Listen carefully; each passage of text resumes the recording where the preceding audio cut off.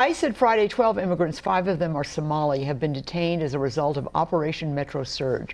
But immigrant rights groups say the number of detainees is higher. Among those speaking out against the ICE raids and the targeting and language used by the administration, Minneapolis Mayor Jacob Frey in the forefront.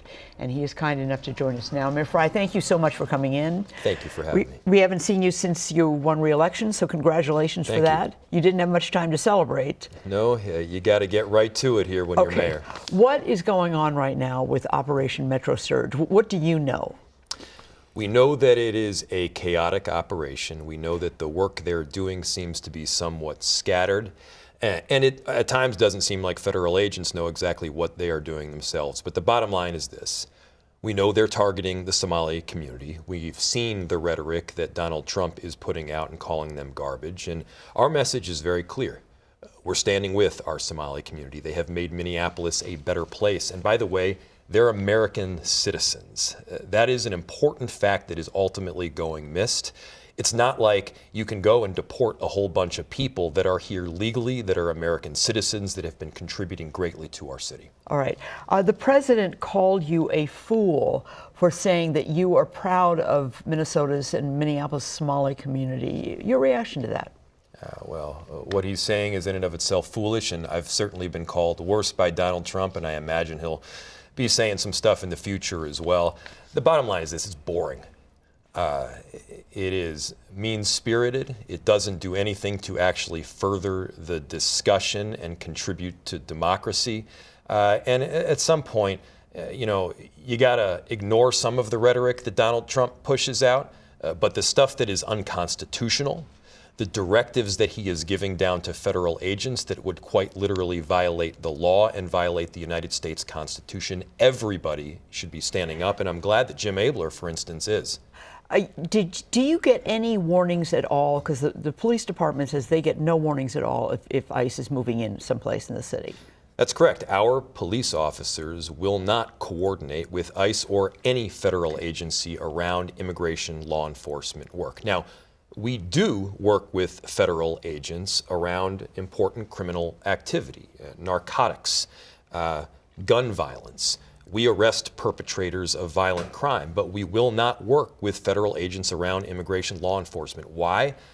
Because we've seen the unconstitutionality of it. We've seen the chaotic nature that it creates. We know that it breaks apart families that make Minneapolis better, and we want nothing to do with it. All right. When there was an immigration surge or an operation in Charlotte, North Carolina, a short time ago, just weeks ago, and with the same kind of language going in that this was going to be a massive sweep, they ended up arresting, I think, 200 people there, 200 detainees. I don't see anything like that that's happening at that scope here, because we certainly would have heard about it. That's correct as far as we know. Why? Because you can't just arrest Somali immigrants in large form. Why?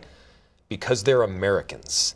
It's not like you can go into a factory or a meatpacking plant and round up a bunch of Somali immigrants that are here illegally. Why? Because those places don't exist. Again, they've been here for, in many cases, longer than I've been here. They've been here for decades, starting businesses, raising families. They're part of the very fabric of who we are. I think people are concerned about what the Minneapolis Police Department, and this happened in St. Paul Police Department happens in one of these raids when there are large-scale protests, of which there certainly was back in June, and that was a larger-scale operation. Apparently it was a search warrant. The police responded, Minneapolis police responded, saying that they were there to keep order. I know since then you've tried to clarify things and people have been upset and there have been protests, but it doesn't seem like there's a win here in anybody, that the police are called out to protect the safety of bystanders, the community, and that's kind of their job. Right. Well, what the federal agents are doing and the directives that they're getting from the Trump administration cause situations that are chaotic, and they're clearly not well organized. Again, our police will not coordinate with federal agents around immigration enforcement work, but the presence of ICE agents don't make our cops not cops. Our police still need to be in our city and even present to make sure that things are peaceful, to prevent people from getting hurt, to prevent property from being destroyed. That's the job of our police officers, and they're going to continue to do that job. All right, a new city council was elected. You won re-election, and the new city council doesn't take office until January, but there's a city council meeting this week. They're discussing a budget proposal. The council wants to cut your staff in half, and I know you're not happy about it. Well, I'm really looking forward to this new council taking office. The voters spoke loud and clear. What they said is they wanted collaboration. They wanted people to love their city more than their ideology, and they were tired with this divisive strain of politics.